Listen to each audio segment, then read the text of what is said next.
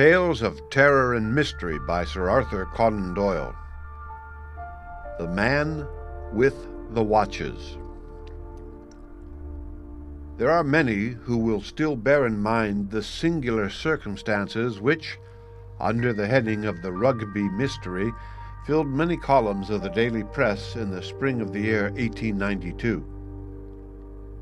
Coming as it did at a period of exceptional dullness, it attracted perhaps rather more attention than it deserved, but it offered to the public that mixture of the whimsical and the tragic which is most stimulating to the popular imagination. Interest drooped, however, when, after weeks of fruitless investigation, it was found that no final explanation of the facts was forthcoming, and the tragedy seemed from that time to the present to have finally taken its place in the dark catalogue of inexplicable and unexpiated crimes. A recent communication, the authenticity of which appears to be above question, has, however, thrown some new and clear light upon the matter. Before laying it before the public, it would be as well, perhaps, that I should refresh their memories as to the singular facts upon which this commentary is founded. These facts were briefly as follows. At 5 o'clock on the morning of the 18th of March in the year already mentioned, a train left Euston Station for Manchester. It was a rainy, squally day which grew wilder as it progressed, so it was by no means the weather in which anyone would travel who was not driven to do so by necessity. The train, however, is a favorite one among Manchester businessmen who are returning from town, for it does the journey in 4 hours and 20 minutes with only 3 stoppages upon the way. In spite of the inclement evening, it was, therefore, fairly well filled upon the occasion of which I speak. The guard of the train was a tried servant of the company, a man who had worked for 22 years without a blemish or complaint. His name was John Palmer. The station clock was upon the stroke of 5, and the guard was about to give the customary signal to the engine driver when he observed 2 belated passengers hurrying down the platform. The one was an exceptionally tall man dressed in a long black overcoat with astrakhan collar and cuffs. I have already said that the evening was an inclement one, and the tall traveller had the high, warm collar turned up to protect his throat against the bitter March wind. He appeared, as far as the guard could judge by so hurried an inspection, to be a man between 50 and 60 years of age, who had retained a good deal of the vigor and activity of his youth. In one hand he carried a brown leather Gladstone bag. His companion was a lady, tall and erect, walking with a vigorous step which outpaced the gentleman beside her. She wore a long, fawn-colored dust cloak, a black, close-fitting toque, and a dark veil which concealed the greater part of her face. The two might very well have passed as father and daughter. They walked swiftly down the line of carriages, glancing in at the windows until the guard, John Palmer, overtook them. "Now then, sir, look sharp, the train is going," said he. "First class," the man answered. The guard turned the handle of the nearest door. In the carriage which he had opened there sat a small man with a cigar in his mouth. His appearance seems to have impressed itself upon the guard's memory, for he was prepared afterwards to describe or to identify him. He was a man of 34 or 35 years of age, dressed in some grey material, sharp-nosed, alert, with a ruddy, weather-beaten face, and a small, closely cropped black beard. He glanced up as the door was opened. The tall man paused with his foot upon the step. "This is a smoking compartment. The lady dislikes smoke," said he, looking round at the guard. "All right. Here you are, sir," said John Palmer. He slammed the door of the smoking carriage, opened that of the next one, which was empty, and thrust the 2 travelers in. At the same moment he sounded his whistle, and the wheels of the train began to move. The man with the cigar was at the window of his carriage and said something to the guard as he rolled past him, but the words were lost in the bustle of the departure. Palmer stepped into the guard's van as it came up to him and thought no more of the incident. 12 minutes after its departure, the train reached Willesden Junction, where it stopped for a very short interval. An examination of the tickets has made it certain that no one either joined or left it at the time, and no passenger was seen to alight upon the platform. At 5:14, the journey to Manchester was resumed, and Rugby was reached at 6:50, the express being 5 minutes late. At Rugby, the attention of the station officials was drawn to the fact that the door of one of the first-class carriages was open. An examination of that compartment and of its neighbor disclosed a remarkable state of affairs. The smoking carriage in which the short, red-faced man with the black beard had been seen was now empty. Save for a half-smoked cigar, there was no trace whatever of its recent occupant. The door of this carriage was fastened. In the next compartment, to which attention had been originally drawn, there was no sign either of the gentleman with the astrakhan collar or of the young lady who accompanied him. All three passengers had disappeared. On the other hand, there was found upon the floor of this carriage, the one in which the tall traveller and the lady had been, a young man, fashionably dressed and of elegant appearance. He lay with his knees drawn up and his head resting against the farther door, an elbow upon either seat. A bullet had penetrated his heart, and his death must have been instantaneous. No one had seen such a man enter the train, and no railway ticket was found in his pocket. Neither were there any markings upon his linen, nor papers, nor personal property which might help to identify him. Who he was, whence he had come, and how he had met his end were each as great a mystery as what had occurred to the three people who had started an hour and a half before from Willesden in these two compartments. I have said that there was no personal property which might help to identify him, but it is true that there was one peculiarity about this unknown young man which was much commented upon at the time. In his pockets were found no fewer than 6 valuable gold watches, 3 in the various pockets of his waistcoat, 1 in his ticket pocket, 1 in his breast pocket, and 1 small one set in a leather strap and fastened round his left wrist. The obvious explanation that the man was a pickpocket and that this was his plunder was discounted by the fact that all 6 were of American make and of a type which is rare in England. 3 of them bore the mark of the Rochester Watchmaking Company. 1 was by Mason of Elmira, 1 was unmarked, and the small one, which was highly jewelled and ornamented, was from Tiffany of New York. The other contents of his pocket consisted of an ivory knife with a corkscrew by Rogers of Sheffield, a small circular mirror 1 inch in diameter, a readmission slip to the Lyceum Theatre, a silver box full of Vesta matches, and a brown leather cigar case containing 2 cheroots. Also, £2 14 shillings in money. It was clear then that, whatever motives may have led to his death, robbery was not among them.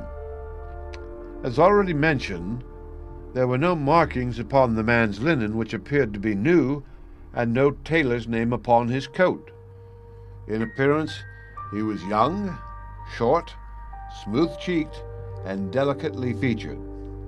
One of his front teeth was conspicuously stopped with gold. On the discovery of the tragedy, an examination was instantly made of the tickets of all passengers, and the number of the passengers themselves was counted. It was found that only 3 tickets were unaccounted for, corresponding to the 3 travelers who were missing. The express was then allowed to proceed, but a new guard was sent with it, and John Palmer was detained as a witness at Rugby. The carriage, which included the 2 compartments in question, was uncoupled and sidetracked.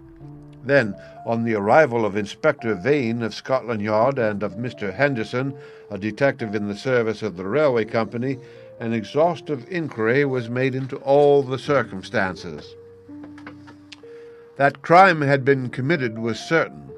The bullet which appeared to have come from a small pistol or revolver, had been fired from some little distance, as there was no scorching of the clothes. No weapon was found in the compartment, which finally disposed of the theory of suicide, nor was there any sign of the brown leather bag which the guard had seen in the hand of the tall gentleman. A lady's parasol was found upon the rack, but no other trace was to be seen of the travelers in either of the sections. Apart from the crime, the question of how or why 3 passengers, one of them a lady, could get out of the train and one get in during the unbroken run between Willesden and Rugby was one which excited the utmost curiosity among the general public and gave rise to much speculation in the London press. John Palmer, the guard, was able at the inquest to give some evidence which threw a little light upon the matter. There was a spot between Tring and Cheddington, according to his statement, where, on account of some repairs to the line, the train had for a few minutes slowed down to a pace not exceeding 8 or 10 miles an hour. At that place it might be possible for a man, or even for an exceptionally active woman, to have left the train without serious injury. It was true that a gang of platelayers was there, and that they had seen nothing, but it was their custom to stand in the middle between the metals, and the open carriage door was upon the far side, so that it was conceivable that someone might have alighted unseen, as the darkness would by that time be drawing in. A steep embankment would instantly screen anyone who sprang out from the observation of the navvies.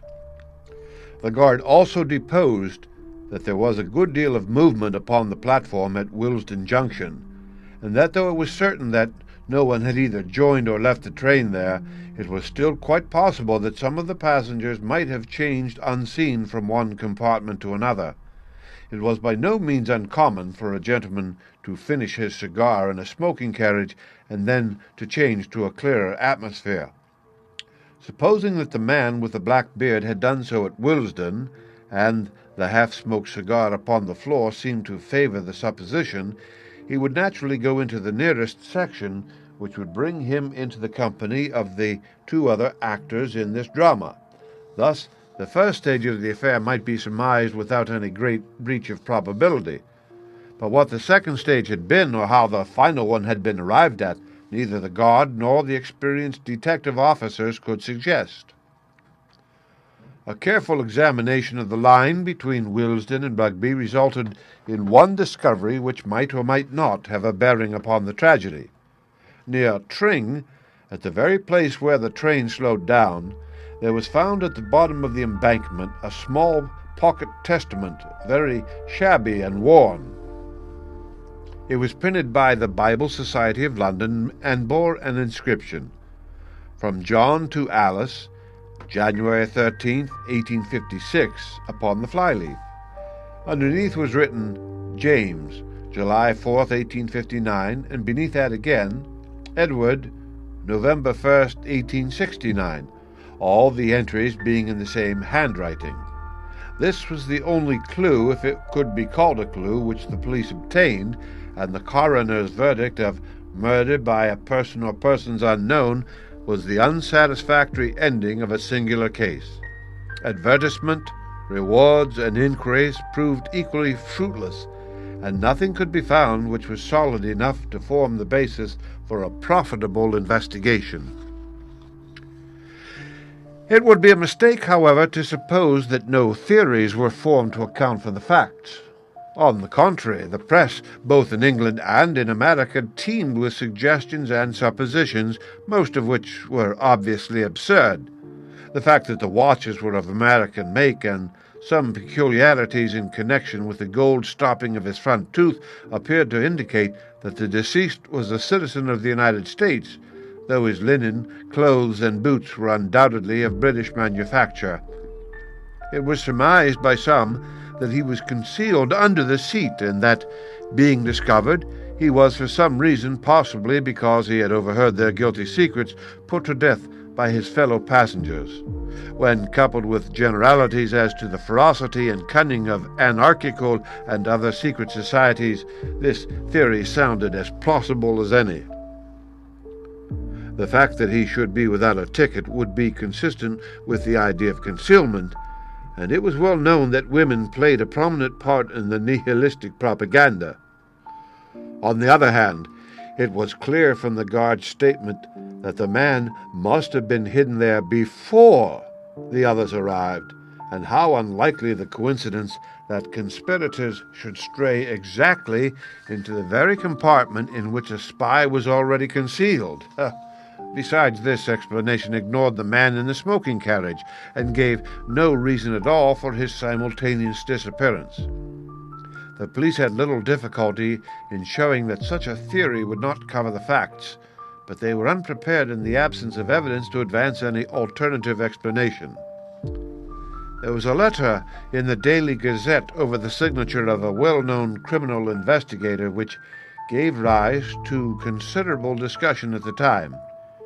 He had formed a hypothesis which had at least ingenuity to recommend it, and I cannot do better than append it in his own words. "Whatever may be the truth," said he, "it must depend upon some bizarre and rare combination of events. So we need have no hesitation in postulating such events in our explanation. In the absence of data, we must abandon the analytic or scientific method of investigation and must approach it in the synthetic fashion. In a word, instead of taking known events and deducing from them what has occurred, we must build up a fanciful explanation if it will only be consistent with known events. We can then test this explanation by any fresh facts which may arise.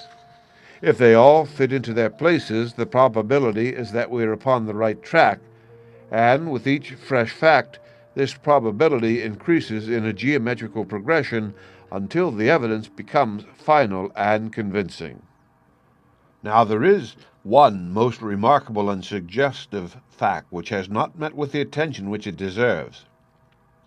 There is a local train running through Harrow and King's Langley which is timed in such a way that the express must have overtaken it at or about the period when it eased down its speed to 8 miles an hour on account of the repairs of the line.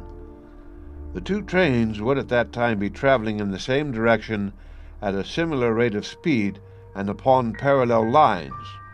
It is within everyone's experience how, under such circumstances, the occupant of each carriage can see very plainly the passengers in the other carriages opposite to him. The lamps of the express had been lit at Willesden, so that each compartment was brightly illuminated and most visible to an observer from outside. Now, the sequence of events as I reconstruct them would be after this fashion. This young man with the abnormal number of watches was alone in his carriage on the slow train. His ticket, with his papers and gloves and other things, was, we will suppose, on the seat beside him. He was probably an American, and also probably a man of weak intellect. The excessive wearing of jewelry is an early symptom in some forms of mania.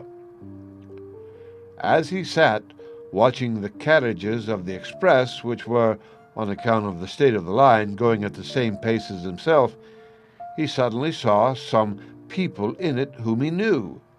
We will suppose, for the sake of our theory, that these people were a woman whom he loved and a man whom he hated, and who in return hated him. The young man was excitable and impulsive.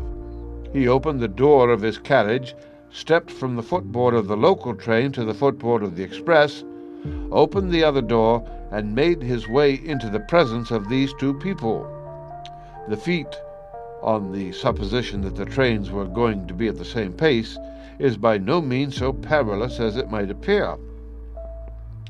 Having now got our young man without his ticket into the carriage in which the elder man and the young woman are traveling, it is not difficult to imagine that a violent scene ensued. It is possible that the pair were also Americans, which is the more probable as the man carried a weapon, an unusual thing in England. If our supposition of incipient mania is correct, the young man is likely to have assaulted the other.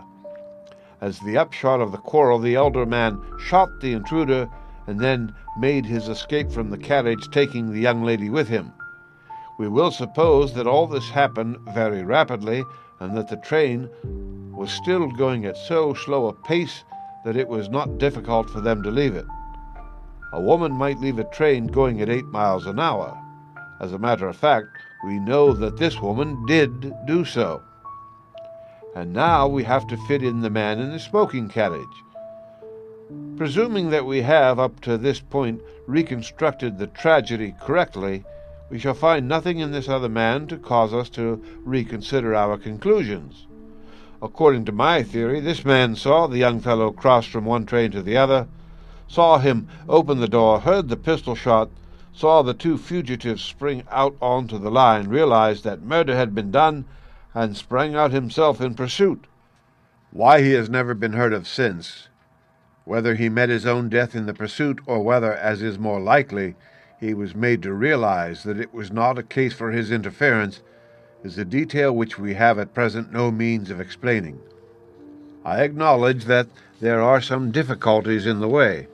At first sight, it might seem improbable that at such a moment a murderer would burden himself in his flight with a brown leather bag.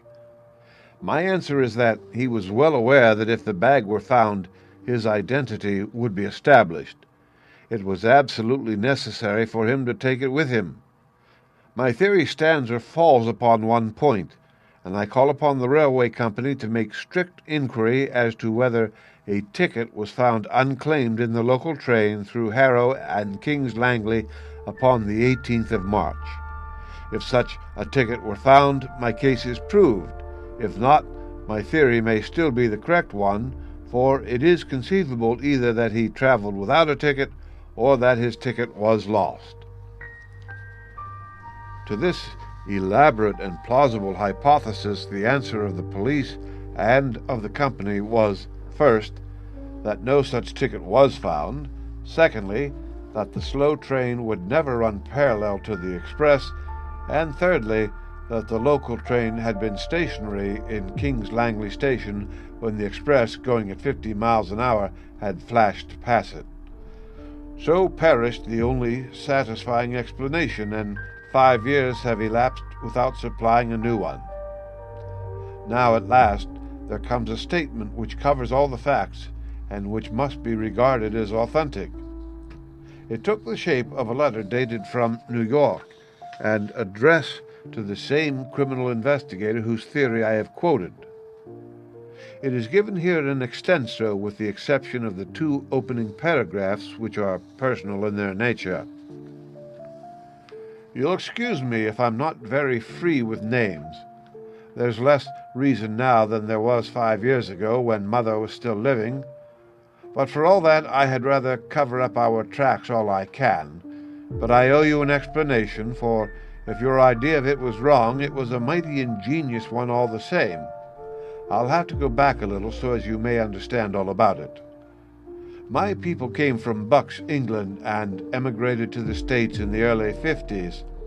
They settled in Rochester in the state of New York, where my father ran a large dry goods store. There were only 2 sons, myself, James, and my brother, Edward.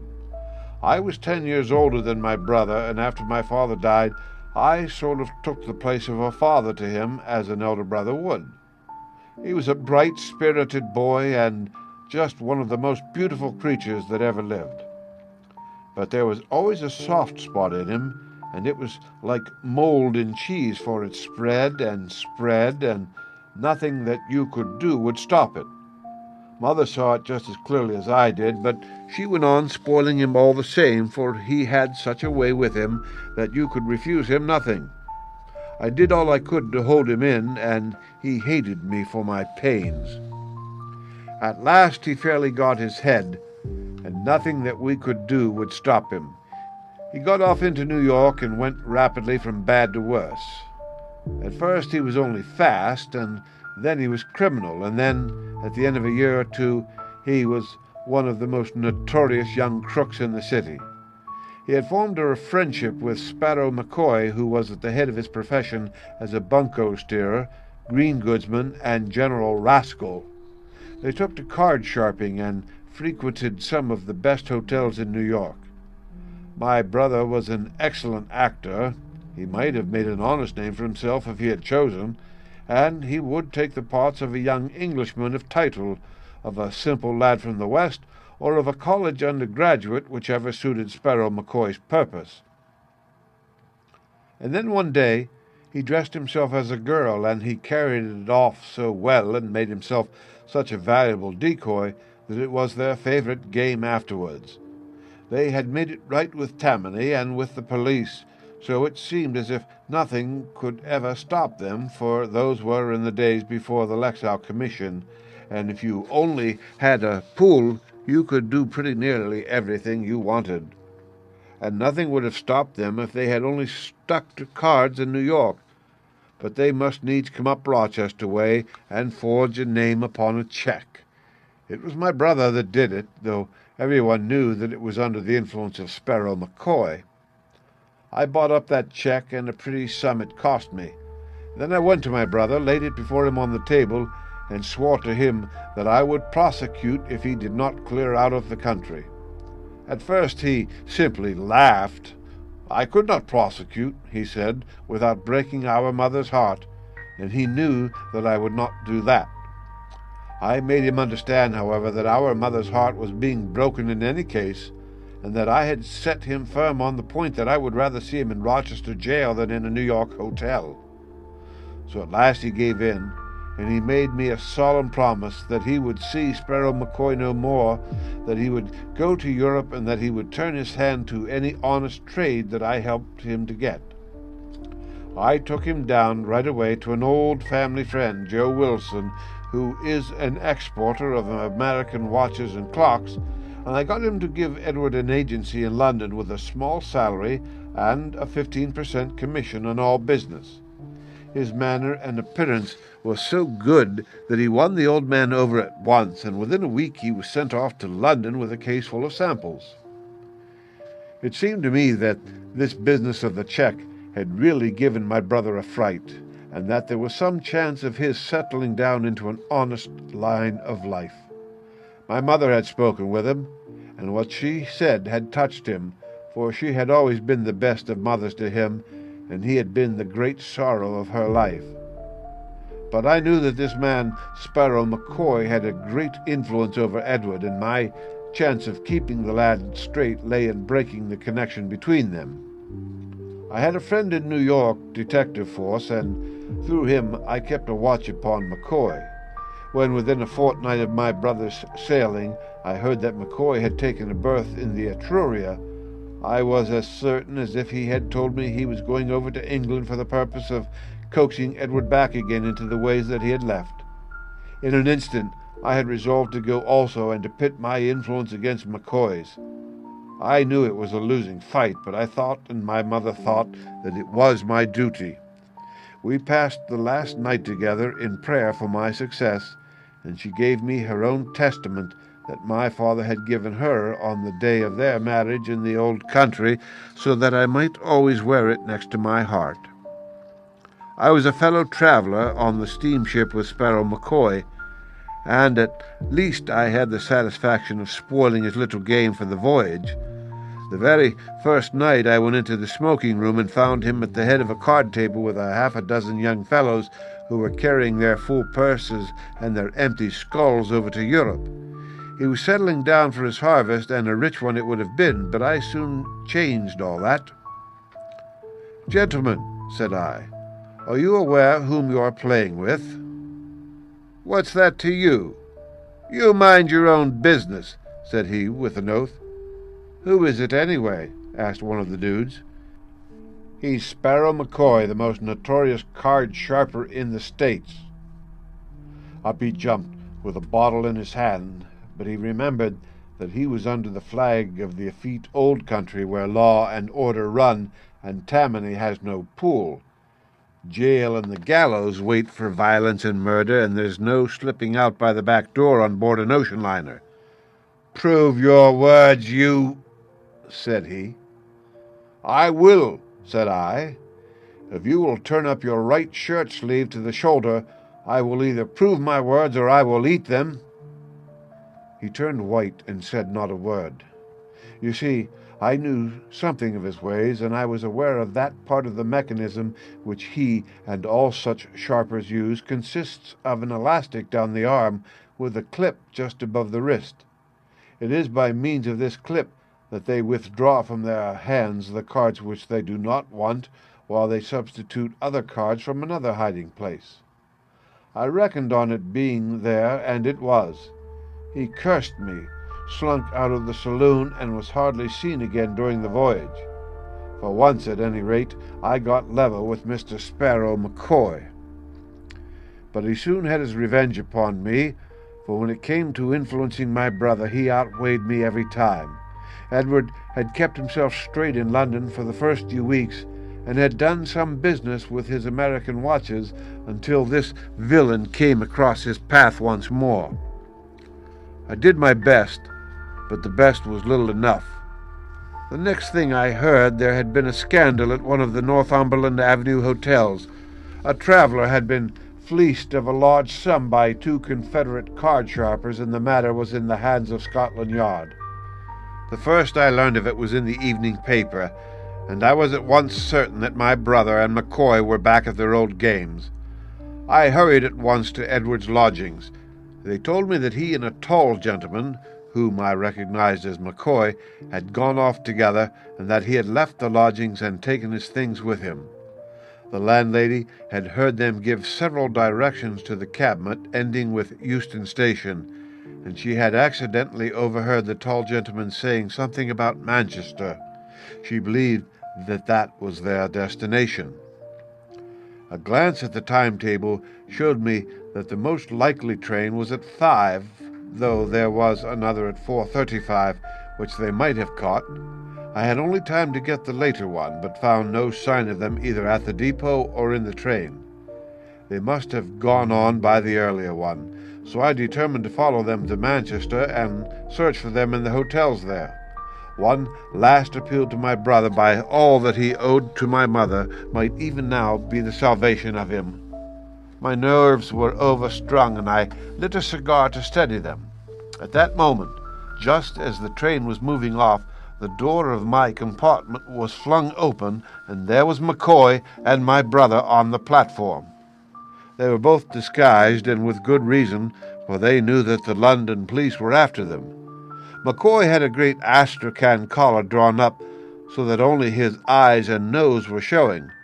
My brother was dressed like a woman, with a black veil half down his face, but of course it did not deceive me for an instant, nor would it have done so even if I had not known that he had often used such a dress before.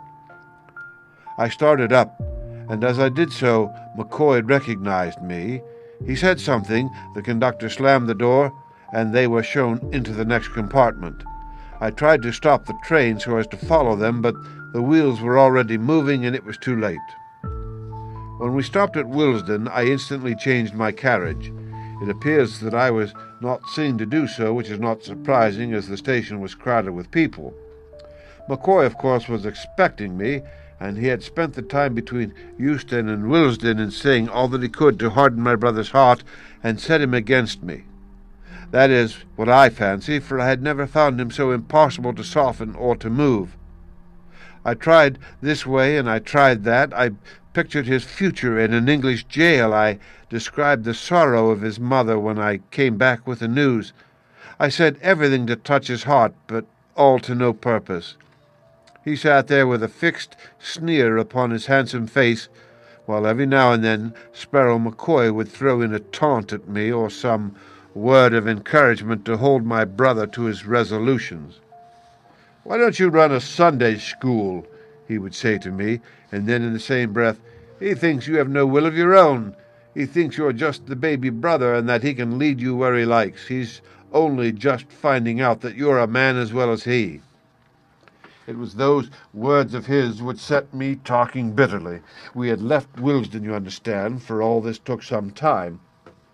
My temper got the better of me, and for the first time in my life I let my brother see the rough side of me. Perhaps it would have been better had I done so earlier and more often. "A man," said I. "Well, I'm glad to have your friend's assurance of it, for no one would suspect it to see you like a boarding-school missy. I don't suppose in all this country there is a more contemptible-looking creature than you are as you sit there with that dolly pinafore upon you." He coloured up at that, for he was a vain man, and he winced from ridicule. "It's only a dust cloak," said he, and he slipped it off. "One has to throw the coppers off one's scent, and I had no other way to do it." He took his toque off with the veil attached, and he put both it and the cloak into his brown bag. "Anyway, I don't need to wear it until the conductor comes round," said he. "Nor then either," said I, and taking the bag, I slung it with all my force out of the window. "Now," said I, "you'll never make a Mary Jane of yourself while I can help it. If nothing but that disguise stands between you and a jail, then to jail you shall go." That was the way to manage him. I felt my advantage at once. His supple nature was one which yielded to roughness far more readily than to entreaty. He flushed with shame, and his eyes filled with tears, but McCoy saw my advantage also, and was determined that I should not pursue it. "He's my pard, and you shall not bully him," he cried. "He's my brother, and you shall not ruin him," said I. "I believe a spell of prison is the very best way of keeping you apart, and you shall have it, or it will be no fault of mine." "Oh, you would squeal, would you?" he cried, and in an instant he whipped out his revolver. I sprang for his hand, but saw that I was too late and jumped aside. At the same instant he fired, and the bullet, which would have struck me, passed through the heart of my unfortunate brother. He dropped with a groan upon the floor of the compartment, and McCoy and I, equally horrified, knelt at each side of him, trying to bring back some signs of life. McCoy still held the loaded revolver in his hand, but his anger against me and my resentment towards him had both for the moment been swallowed up in this sudden tragedy. It was he who first realized the situation. The train was, for some reason, going very slowly at the moment, and he saw his opportunity for escape. In an instant he had the door open, but I was as quick as he, and jumping upon him, the two of us fell off the footboard and rolled in each other's arms down a steep embankment. At the bottom I struck my head against a stone, and I remembered nothing more. When I came to myself, I was lying among some low bushes not far from the railroad track, and somebody was bathing my head with a wet handkerchief. It was Sparrow McCoy.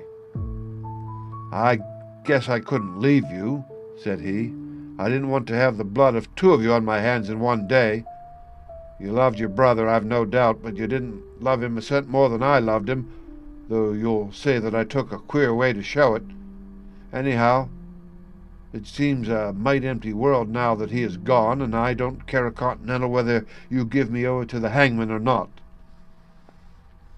He had turned his ankle in the fall, and there we sat, he with his useless foot and I with my throbbing head, and we talked and talked until gradually my bitterness began to soften and to turn into something like sympathy. What was the use of revenging his death upon a man who was as much stricken by that death as I was? And then, as my wits gradually returned, I began to realize also that I could do nothing against McCoy which would not recoil upon my mother and myself.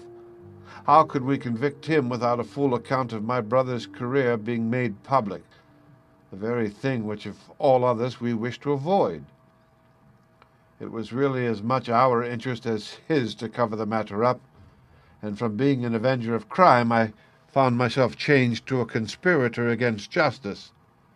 The place in which we found ourselves was one of those pheasant preserves which are so common in the old country, and as we groped our way through it, I found myself consulting the slayer of my brother as to how far it would be possible to hush it up.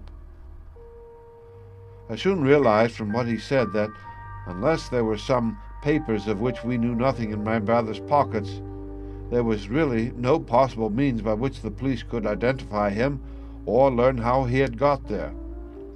His ticket was in McCoy's pocket, and so was the ticket for some baggage which they had left at the depot.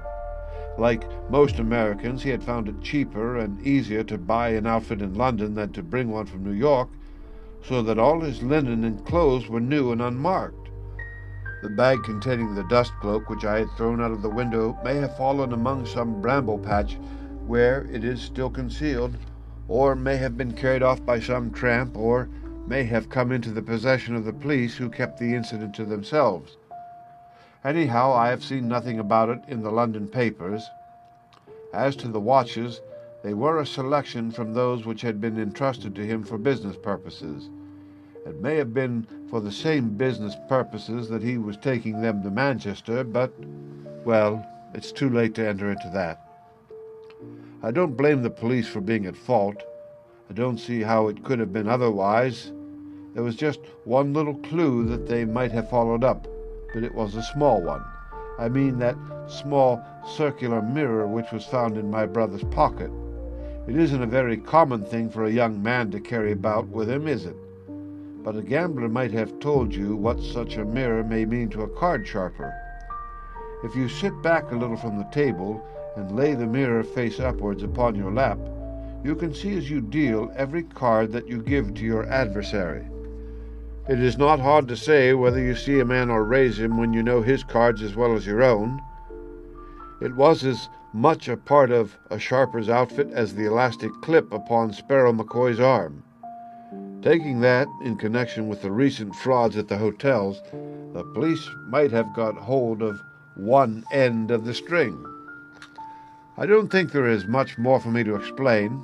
We got to a village called Amersham that night in the character of two gentlemen upon a walking tour, and afterwards we made our way quietly to London, whence McCoy went on to Cairo, and I returned to New York.